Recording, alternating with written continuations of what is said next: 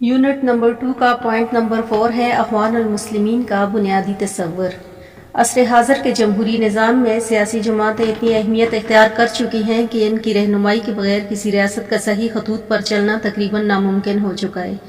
سیاسی جماعتیں خواہ آمرانہ نظام حکومت میں ہوں یا جمہوری دور میں، ان کا اپنا دستور بنیادی ہوتا ہے۔ دستور اساسی سیاسی جماعتوں کو اندرونی انتشار اور خلفشار سے ہی نہیں بچاتا بلکہ کارکنوں میں یہ شعور بھی پیدا کرتا ہے کہ حکومت حاصل کرنے کے بعد انہیں بعض قواعد و ضوابط کا پابند ہونا پڑے گا۔ جو جماعتیں کسی دستور و ضابطے کی پابند نہیں ہوتی وہ کسی سازش یا بیرونی طاقت کے بل بوتے پر اقتدار تو حاصل کر لیتی ہیں لیکن بہت جلد ہی انتشار کا شکار ہو کر پانی کے بلبلوں کی طرح سیاسی افق پر غائب ہو جاتی ہیں۔ شیخ حسن البنا بھی دستور کی اہمیت سے نجوبی آگاہ تھے اور اخوان کے لیے ایسا دستور ترتیب دینا چاہتے تھے جو دوسری جماعتوں سے منفرد اور ہر قسم کی عصبیتوں سے پاک ہو۔ اخوان المسلمین کی تشکیل کو ابھی 2 سال کا عرصہ بھی نہیں گزرا تھا کہ دستور ترتیب دیا گیا۔ جنگ عظیم دوئم کے بعد جب مصر کے سیاسی حالات نے یہ اکثر پلٹا کھایا تو اخوانی حلقوں نے دستور میں بعض خامیوں اور کمزوریوں کو شدت سے محسوس کرنا شروع کیا۔ چنانچہ اگست 1945 میں ایک خصوصی کمیٹی نے دستور میں ترامیم تجویز کی اور 8 ستمبر 1945 کو کارکنوں کے ایک اجتماعی کثیر نے ان کی توثیق کی۔ اس کے بعد 1948 اور پھر 1951 میں دانشوروں کی ایک کمیٹی نے بدلتے ہوئے قومی اور بین الاقوامی حالات سے مطابقت پیدا کرنے کے لیے مزید ترامیم تجویز کی۔ ان ترامیم کو مشاورتی اسمبلی منظوروں کے بعد دستور میں شامل کر لیا گیا۔ نئی ترامیم کے تحت سوسائٹی کو 2 شعبوں میں سماجی اور سیاسی میں تقسیم کر دیا گیا۔ سماجی شعبے کے قیام کا مقصد ملک میں سماجیت اصطلاحات رائج کرنے کے لیے حکومت پر دباؤ ڈالنا اور نادار اور مستحق لوگوں کی سوسائٹی کے فنڈ سے مدد کرنا تھا۔ جہاں تک سیاسی شعبہ کا تعلق تھا، اخوان المسلمین کا تنظیمی ڈھانچہ اس طرح ترتیب دیا گیا کہ سوسائٹی کے تمام ادارے ایک خودکار مشین کی طرح شب و روز کام کرتے ہوئے نظر آنے لگے۔ تنظیمی ڈھانچے میں مرشد عام secretary general, headquarters guidance, گو مکتب ارشاد، مشاورتی اسمبلی اور خزانچی وغیرہ شامل تھے۔ اخوان المسلمین کے ان اداروں میں مکمل ہم آہنگی اور باہمی مطابقت پائی جاتی ہے۔ ذیل میں اخوان المسلمین کے تنظیمی ڈھانچے میں اس طرح جائزہ کیا گیا کہ قارئین کو اندازہ ہو سکے کہ اخوان کس طرح مصر کے دیگری جماعتوں سے منفرد ہے۔ اس کے بعد اس کا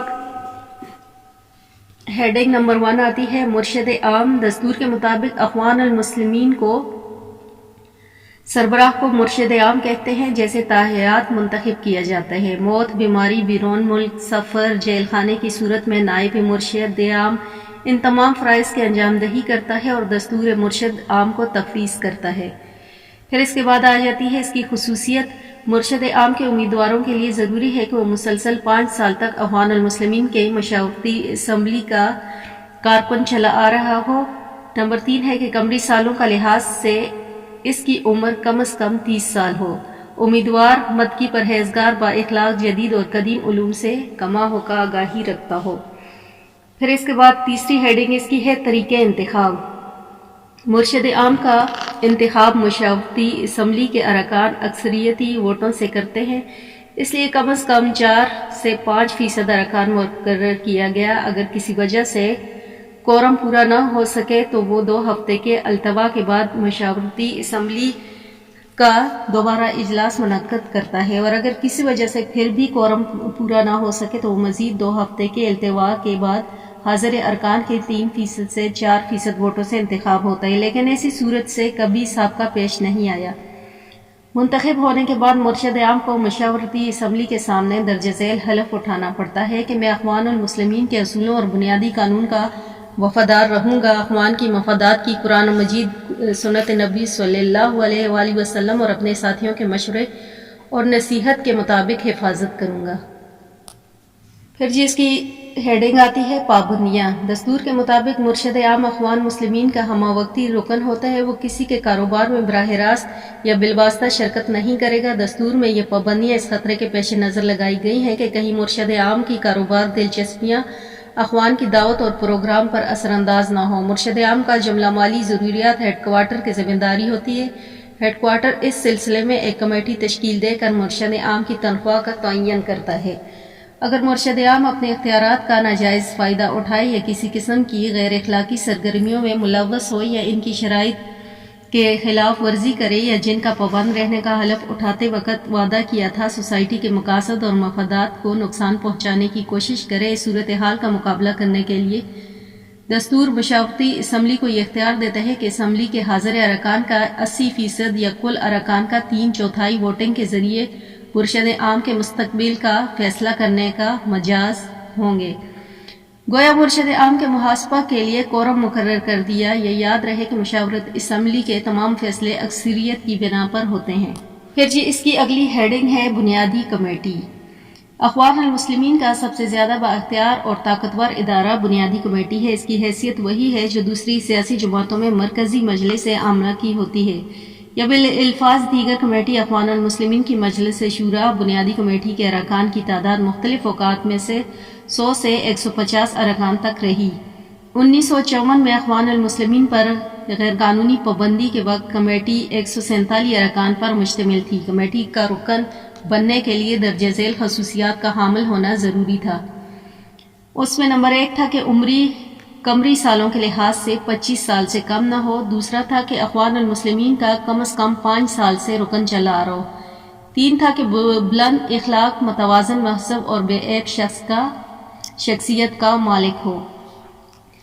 ارکان کا انتخاب علاقائی بنیادوں پر کیا جاتا ہے اور ہر سال 10 ارکان ریٹائر کر دیے جاتے ہیں۔ ان کی جگہ نئے ارکان کا انتخاب ہوتا ہے۔ اس لحاظ سے بنیادی کمیٹی امریکی سینٹ کی طرح ایک نہ ختم ہونے والا ادارہ ہے۔ کمیٹی کے ارکان صدر کا انتخاب خود ہی کرتے ہیں۔ خصوصی حالات میں مرشد عام کو کمیٹی کے اجلاس کی صدارت کرنے کو کہا۔ مرشد عام کی عدم موجودگی میں ڈپٹی مرشد عام یا کمیٹی کا سب سے سینئر رکن صدارت کرتا ہے۔ کمیٹی کے اجلاس ہر قمری سال محرم میں ہر قمری سال کے پہلی تاریخ کو ہوتے ہیں۔ اجلاس میں نئے سال تحریک کا ٹارگٹ، رپورٹ اور بحث، اور اگر مدت پوری ہو چکی ہو تو نئے ارکان کے انتخاب کی، آڈیٹر کی رپورٹ، نیا بجٹ، آڈیٹر کا انتخاب، مرشد عام کے انتخاب وغیرہ پر زیادہ بحث آتے ہیں۔ بنیادی کمیٹی کے ارکان درجہ ذیل حلف اٹھاتے ہیں کہ میں اللہ تعالیٰ سے معاہدہ چاہتا ہوں کہ میں نے اخوان المسلمین کا پیغام سن لیا ہے، ان کی شرائط رکنیت کے مطابق زندگی بسر کروں گا اور مجھے اخوان کی لیڈرشپ پر ایک کامل اعتماد ہے۔ میں ہر لحاظ سے ہر حالت میں اپنے لیڈر کا حکم مانوں گا۔ میں اللہ تعالیٰ کی قسم کھاتا ہوں اور اس کے سامنے حلف اٹھاتا ہوں کہ جو کچھ میں نے کہا وہ اس کا گواہ ہے۔ پھر جی اس کی اگلی ہیڈنگ آتی ہے کورم۔ کمیٹی کا اجلاس بلانے کے لیے ضروری ہے کہ حاضری کم از کم نصف سے زیادہ ہو۔ اگر کورم پورا نہ ہو سکے تو اجلاس 2 ہفتوں کے لیے ملتوی کر دیا جائے گا۔ اگر پھر بھی یہ کورم پورا نہ ہو تو حاضر ارکان کا اجلاس جاری رہتا ہے، البتہ غیر حاضر ارکان اجلاس کے تمام فیصلوں کے پابند ہوتے ہیں۔ بنیادی کمیٹی کو یہ حق حاصل ہے کہ وہ اپنے کسی بھی اجلاس میں کسی اخوانی کو بنیادی کمیٹی کی رکنیت عطا کرے۔ بنیادی کمیٹی کا اجلاس 20 ارکان کی تحریری درخواست پر بلایا جا سکتا ہے یا پھر مرشد عام پر جب چاہیں۔ پھر جی اس کی اگلی ہیڈنگ ہے محاسبہ کمیٹی۔ بنیادی کمیٹی 7 ارکان پر مشتمل ایک محاسبہ کمیٹی کی تشکیل بھی کرتی ہے۔ کمیٹی کا کام ارکان کے اخلاق و نگہداشت کی اور فیصلوں میں کوتاہی کی شکل میں سزا دینا ہے۔ کمیٹی کے ارکان میں قاہرہ ہرزون میں کسی کو شامل نہیں کیا جاتا۔ کمیٹی کا اپنا الگ ایک چیئرمین ہے اور سیکرٹری ہوتا ہے۔ کمیٹی کے ریکارڈ کی نوعیت بنیادی کمیٹی سے بالکل مختلف ہوتی ہے۔ کمیٹی کے اجلاس میں کم از کم 5 ارکان کا کورم مقرر کیا جاتا ہے۔ چیئرمین کا ہر اجلاس میں حاضر ہونا لازمی قرار دیا گیا۔ محاسبہ کمیٹی کے فیصلے کثرت رائے سے ہوتے ہیں۔ ان فیصلوں کا اطلاق سب پر یکساں ہوتا ہے۔ کمیٹی کے فیصلوں کے خلاف اپیل مجلس انتظامیہ میں کی جا سکتی ہے۔ مرشد عام کو توثیق کے بعد کمیٹی کے فیصلوں پر عمل درآمد کرنا ہوتا ہے۔ پھر جی اس کے بعد آ جاتی ہے اگلی ہیڈنگ گائیڈنس کونسل برائے اساتذہ۔ سوسائٹی کا دوسرا مرکزی ادارہ رہنمائی کونسل ہے۔ ابتدا میں رہنمائی کونسل 12 ارکان پر مشتمل ہوتی ہے اور ان 12 ارکان میں سے 9 قاہرہ زون اور باقی 3 مصر کے دوسرے صوبوں میں منتخب ہوتے ہیں۔ 1946 سے 1947 میں دستور میں ایک خصوصی ترمیم کے ذریعے ارکان کی تعداد 20 کر دی گئی تھی، لیکن جلد ہی باور کر دی گئی۔ 1951 میں ایک دفعہ پھر ترمیم کے ذریعے کونسل کے ارکان کی تعداد 15 مقرر کر دی گئی۔ یہ 3 زائد ارکان مجلس شورا سے لے جانے کا فیصلہ کیا گیا۔ اب جی آگے آ جاتی ہیں ان کی کچھ شرائط۔ دستور کی رو سے کونسل کارکن بننے کے لیے درجہ ذیل خصوصیات اور صفات کا ہونا بہت ضروری ہے۔ اس میں سے ہے جی 1 امیدواروں کی کم از کم عمر قمری مہینوں کے حساب سے 3 سال ہونی چاہیے۔ دوسرا ہے بنیادی کمیٹی کا کم از کم 3 سال سے رکن چلا آ رہا ہے۔ تیسرا ہے کہ بلند اخلاق، جدید اور قدیم علوم سے واقفیت رکھتا ہو اور میدان عمل میں بے پناہ صلاحیتوں کا مالک ہو۔ گائیڈنس کونسل کے انتخابات کا انعقاد ایک انتخابی کمیٹی کرتی ہے۔ یہ انتخابی کمیٹی مشاورتی کونسل کے دونوں سے ووٹوں سے 2 سال کے لیے کونسل کی تشکیل دیتی ہے۔ مدت ختم ہونے کے بعد کونسلر دوبارہ بھی انتخاب میں حصہ لیتے ہیں۔ کسی رکن کی نشست خالی ہونے کی صورت میں اس علاقے کے ہارنے والے امیدواروں میں سب سے زیادہ ووٹ لینے والے کونسلر بنا دیا جاتا ہے۔ کونسل کے اجلاس کے صدارت کے فرائض مرشد عام انجام دیتے ہیں۔ کونسل کے فیصلے اکثریت کی بنا پر ہوتے ہیں اور مرشد عام کا ووٹ فیصلہ کن ہوتا ہے۔ فیصلے کی خلاف ورزی یا کوئی غیر اخلاقی قانونی حرکت جس سے اخوان کی شہرت کو نقصان پہنچتا ہو کرنے والے رکن کو نصیحت، وارننگ، جرمانہ یا سنگین الزامات ثابت ہونے پر کونسل رکنیت بھی ختم کی جا سکتی ہے۔ یہاں یہ بات یاد رہے کہ ایسے معاملے میں متعلقہ رکن کو صفائی کا برابر موقع دیا جاتا ہے۔ رکنیت ختم کرنے کے لیے کونسل کے 3/4 ارکان کا متعلقہ رکن کے خلاف ووٹ دینا لازمی قرار دیا جاتا ہے۔ کونسل کا اجلاس بلانے کے لیے کوئی خاص وقت یا وقفہ مقرر نہیں ہوتا، بلکہ حالات کی سنگینی یا تنظیمی اور دعوتی امور کو مد نظر رکھتے ہوئے کسی بھی وقت یہ اجلاس بلایا جا سکتا ہے۔ کونسل کے عام اجلاسوں کے علاوہ خصوصی اجلاس بھی بلائے جا سکتے ہیں۔ جس طرح مسئلہ فلسطین یا آزادی مصر وغیرہ کے متعلق اجلاس بلائے گئے ہیں، اس کے علاوہ مرشد عام یا 1/3 ارکان کی درخواست پر اجلاس بلایا جا سکتا ہے۔ اخوان المسلمین کے مقاصد حاصل کرنے کے لیے خاکے مرتب کر کے عمل اقدامات کا جائزہ لینا یا پالیسی نافذ کرنا اور اپنے اجلاسوں کی کارکردگی کا جائزہ لینا وغیرہ کونسل کے فرائض میں شامل ہے۔ اس کے علاوہ قہرازون کے ارکان میں سب سے نائب مرشد عام، سیکرٹری جنرل اور خزانچی وغیرہ کا انتخاب بھی کونسل کے ذمہ ہے۔ سوسائٹی کی تنظیمی امور کی بہتر بنانے کے لیے کونسل نے کام کو مختلف سیکشنوں اور کمیٹیوں میں تقسیم کیا ہوا ہے۔ کونسل کے ارکان اپنے انتخابات کے بعد اخوان المسلمین کے بنیادی مقاصد اور اصولوں کی وفاداری کا درج ذیل حلف اٹھاتے ہیں۔ میں اللہ تعالیٰ سے یہ عہد کرتا ہوں کہ میں اخوان المسلمین کا پیغام اچھی طرح سن لیا، میں اس کی شرائط رکنیت کے مطابق زندگی بسر کروں گا۔ مجھے اخوان کی لیڈرشپ پر کامل اعتماد ہے، میں ہر حالت میں اپنے لیڈر کا حکم مانوں گا۔ میں اللہ تعالیٰ کی قسم کھاتا ہوں اور اس کے سامنے حلف اٹھاتا ہوں کہ میں نے جو کچھ کہا ہے وہ خدا اس کا گواہ ہے۔ پھر اس کی اگلی ہیڈنگ آتی ہے سیکرٹری جنرل۔ مرشد عام کے بعد سوسائٹی کا سب سے اہم شخصیت سیکرٹری جنرل ہوتا ہے۔ سیکرٹری جنرل کا انتخاب مشاورتی کونسل کے ارکان گائیڈنس کونسل سے کرتے ہیں۔ جنرل سوسائٹی کے انتظامی امور کا ماہر ہوتا ہے، اس کے ذمہ گائیڈنس کونسل کے فیصلوں پر عمل درآمد کرانا ہوتا ہے، کونسل کے اجلاس بلانا، ایجنڈ تیار کرنا اور کونسل کے فیصلوں کا ریکارڈ ترتیب دینا اور سوسائٹی کے مختلف شعبوں کے درمیان رابطہ قائم رکھنا۔ سیکرٹری جنرل سیکرٹری کو سوسائٹی کے جملے امور کی نگہداشت اور نگران کے لیے وسیع عملہ دیا جاتا ہے، جس کا انتخاب کونسل کرتی ہے۔ سیکریٹریٹ کے کام میں کسی قسم کی خرابی کے لیے سیکرٹری جنرل کو جواب دہی کرنا پڑتی ہے۔ ان جواب کے علاوہ سیکرٹری جنرل پورے ملک میں اخوان المسلمین کی شاخوں کو کنٹرول کرتا ہے اور مختلف علاقوں میں اخوان المسلمین کی سرگرمیوں سے آگاہ۔ پھر اگلی ہیڈنگ اس کی آتی ہے جنرل ہیڈ کوارٹر۔ 100 ارکان پر مشتمل اخوان المسلمین کا مرکزی ادارہ جنرل ہیڈ کوارٹر کہلاتا ہے۔ کارکنوں کی ہدایت جاری کرنے کے لیے مرشد عام کی سرکردگی میں 12 ارکان پر مشتمل ایک کمیٹی ہمہ وقت تحریکی سرگرمیوں میں مصروف رہتی ہے۔ اس کے علاوہ انتظامی کمیٹی اور مجلس انتظامیہ کے ارکان بھی اپنی ذمہ داریاں ہیڈ کوارٹر ہی کے سر انجام دیتے نظر آتے ہیں۔ 1964 تک جنرل ہیڈ کوارٹر قاہرہ کی نجی عمارات حلیمۃ الجدیدہ میں واقع ہے۔ ہیڈ کوارٹر مسجد دفتر کے کمرہ، کمیٹی روم، استقبالیہ اور مہمان خانہ پر مشتمل تھا۔ مرشد عام کے علاوہ سیکرٹری ہیڈ کوارٹر کی اہم شخصیتیں ہوتی ہیں۔ ان کے علاوہ اسٹور کیپر، لائبریرین، انچارج مکتبہ، پوسٹ مین اور صفائی کرنے والے شمار بھی ہیڈ کوارٹر کے اہم رکنوں میں سے ہوتے ہیں۔ پھر اس کے بعد اگلی ہیڈنگ ہے مالیاتی کمیٹی۔ یہ کمیٹی سب سے اہم ہے، اس کے ذمہ مالیات کی فراہمی ہے۔ اخوان نے مالیات کی فراہمی کے لیے کارکنوں کے چند اور امانت کے علاوہ کئی اور تجارتی کمپنیوں کی حصص خرید رکھے تھے، یا پھر اخوان المسلمین کے اپنے تجارتی ادارے سرمایہ فراہم کرتے تھے۔ ان اداروں سے جو آمدنی ہوتی ہے مالیاتی کمیٹی اس کا حساب کتاب رکھتی ہے۔ اخوان نے 1940 میں ٹرک سروس شروع کی تو اس کی آمدنی اور اخراجات وغیرہ کا حساب بھی اس کمیٹی کے سپرد تھا۔ یاد رہے کہ 1964 میں اخوان المسلمین کے تمام تجارتی اداروں کا سرمایہ بحق سرکار ضبط کر لیا گیا تھا۔ ابھی تک اس سرمایہ کی واپسی نہیں ہوئی۔ کمیٹی دوبارہ اپنے کام کا آغاز کر چکی ہے۔ پھر اس کی اگلی ہیڈنگ آ جاتی ہے پالیسی ساز۔ اس کمیٹی کا کام اخوان المسلمین کے لیے لائحہ عمل تیار کرنا ہے اور قومی اور بین الاقوامی حالات کو مد نظر رکھتے ہوئے اخوان المسلمین کی پالیسیوں میں مناسب تبدیلیاں تجویز کرنا، اور یہ کمیٹی زیادہ تر سیاسی معاملات میں اخوان کی رہنمائی کرتی ہے۔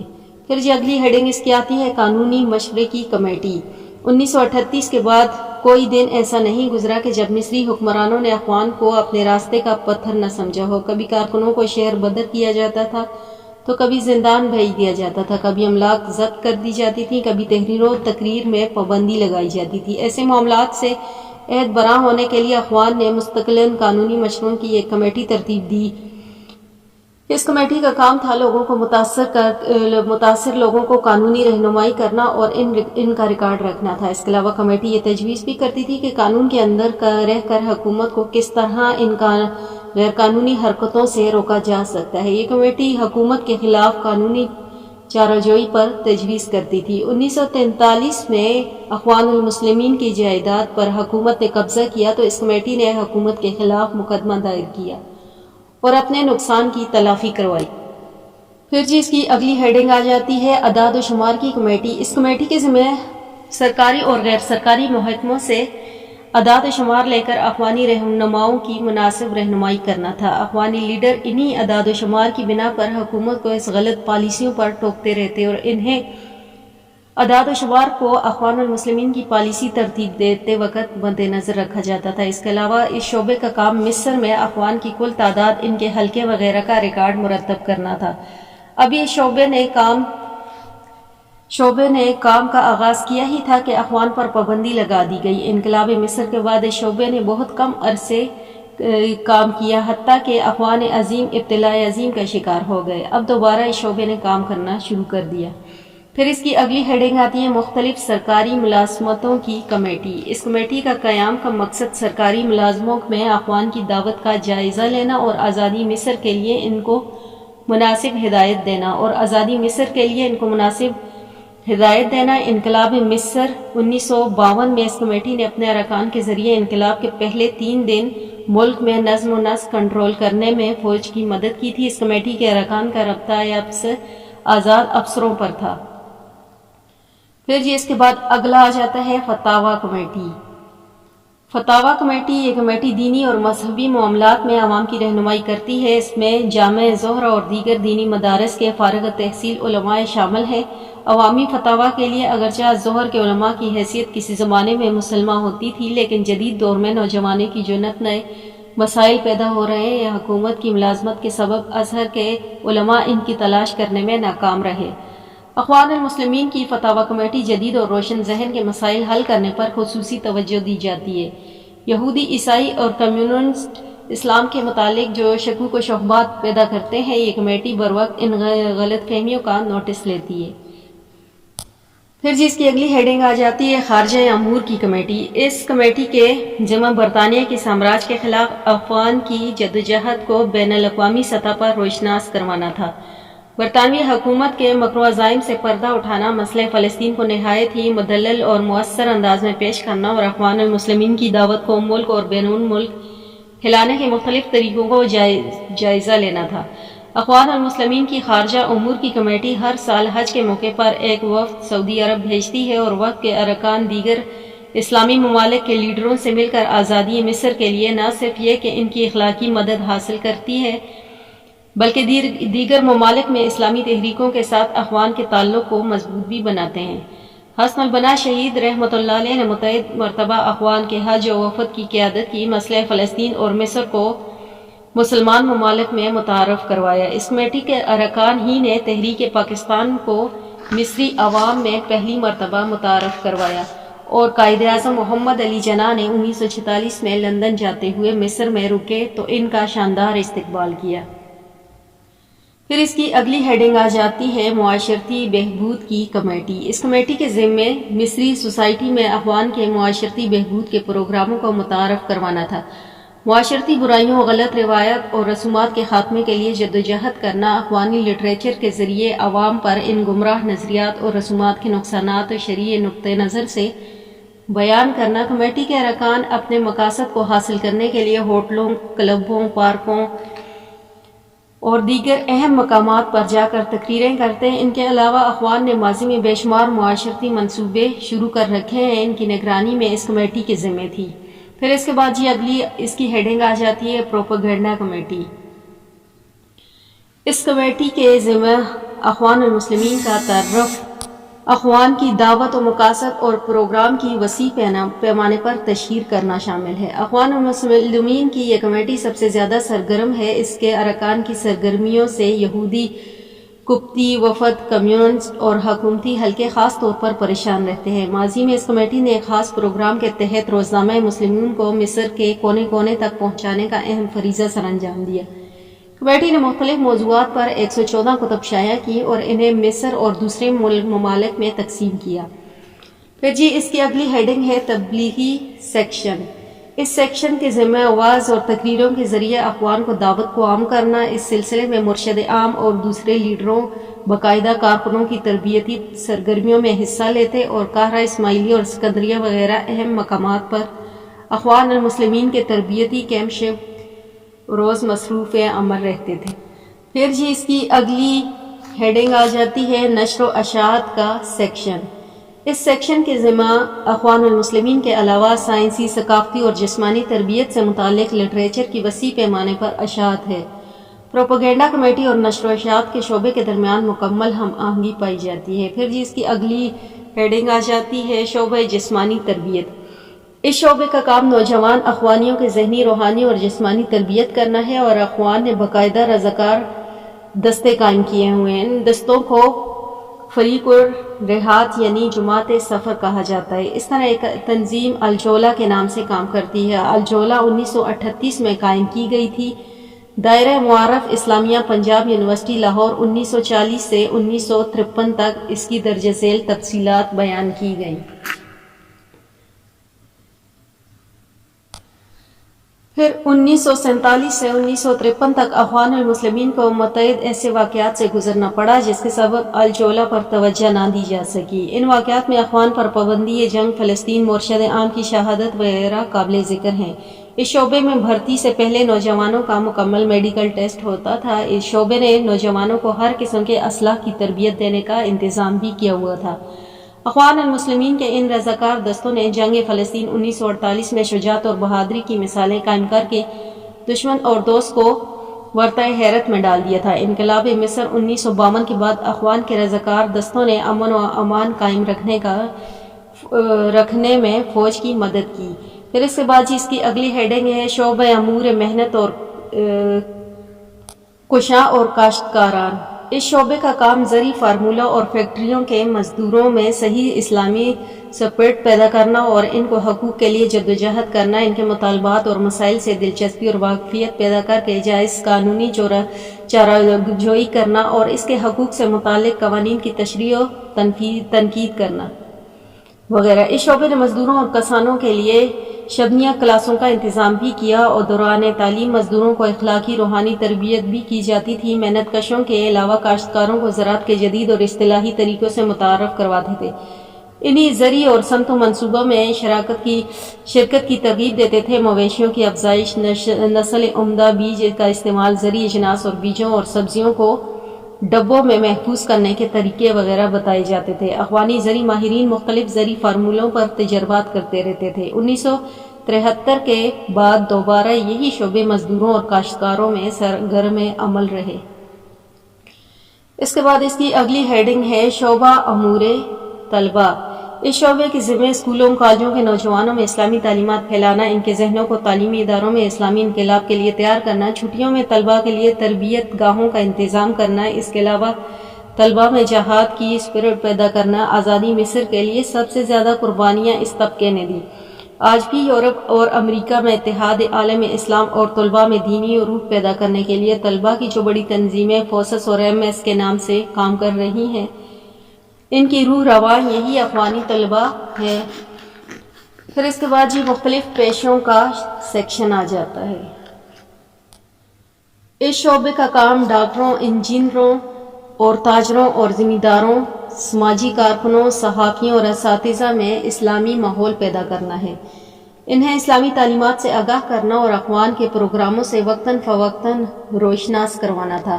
حسن البنا کی شہادت کے بعد اخوان کے اس شعبہ نے کافی ترقی کی، یہاں تک کہ حسن الحزیبی کے زمانے میں تحریک پر سیاسی سے زیادہ فکری رنگ غالب آ گیا۔ انہی لوگوں کی تحریروں سے انقلابی کونسل کے ارکان لرزاں تھے۔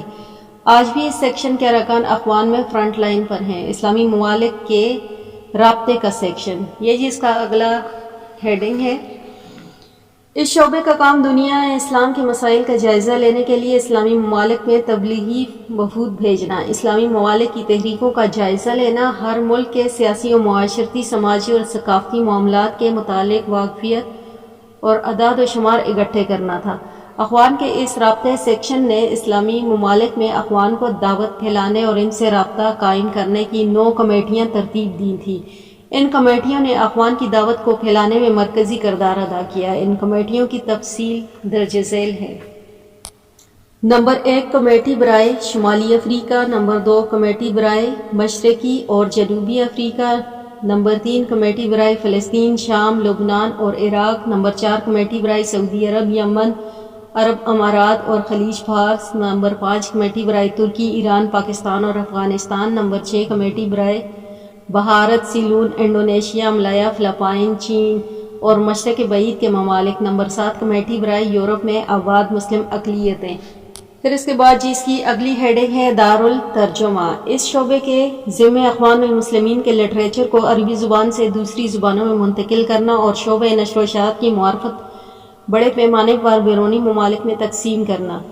حسن البنا ہر سال حج کے موقع پر عربی کے علاوہ دوسری زبانوں میں اخوان کی دعوت اور عالم اسلام کے مسائل پر مشتمل لٹریچر وسیع پیمانے پر مفت تقسیم کیے جاتے تھے۔ اس شعبے نے نہایت ہی قلیل مدت میں مسئلہ فلسطین اور آبادی مصر کے متعلق لٹریچر دوسری زبانوں میں ترجمہ کر کے شائع کیا۔ حسن الحزبی کے زمانے میں اس شعبے نے خاصی ترقی کی اور حسن البنا، عبدالقادر اودا، سید قطب، محمد قطب، شیخ الغزالی وغیرہ کی کتب مختلف زبانوں میں ترجمہ کر کے مفت تقسیم کی گئیں۔ جمال عبد الناصر کے زمانے میں پابندی کے بعد اخوان المسلمین کا دارالترجمہ اور پریس بیروت منتقل ہو گئے اور بیروت میں اخوان المسلمین کے اس شعبے نے قابل قدر خدمات سر انجام دی۔ یہ شعبہ آج بھی دوبارہ سرگرم عمل ہے، اس کا مرکزی دفتر قاہرہ میں ہے۔ پھر اس کا بعد اگلی ہیڈنگ ہے اس کی خواتین کا سیکشن۔ خواتین میں اخوان المسلمین کی دعوت 1932 میں پہنچی۔ 1933 میں پہلی خواتین برانچ کا قاہرہ میں افتتاح کیا گیا۔ اس وقت سے آج تک اخوانی خواتین مردوں کے شانہ بشانہ اسلام کی سربلندی اور مصری سوسائٹی میں اصلاح کے لیے کوشاں ہیں۔ مارچ 1944 تک اخوان المسلمین کی انتظامی کمیٹی کے ایک فیصلے کی روح سے خواتین کی پہلی مجلس عامہ تشکیل دی گئی اور خواتین کے شعبے کا الگ دفتر قائم کیا گیا۔